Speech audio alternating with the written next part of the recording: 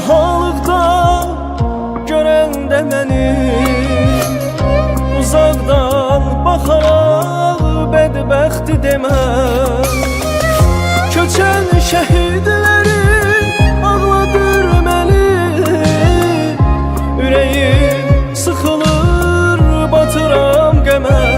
Ey köçən şəhidlərim ağladır məni, ürəyim sıxılır, batıram qəmə. Mələklər göylərdə yazdı bəxtimi, açıldı özümə qəmli sabahlar. Göz yaşım yandırdı üstə qəlbimi, min dəfə köksümdən yüksəldi ağlar.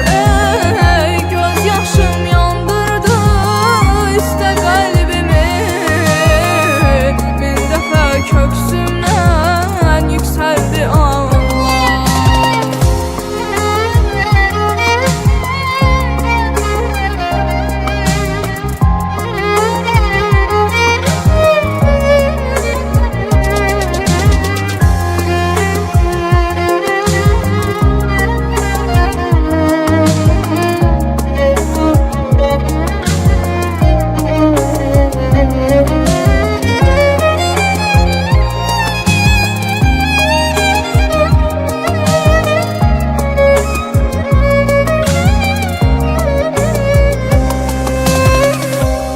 Şəhid cənnətin bir çiçəyidir, vətənə zəfərdən toxum səpdilər.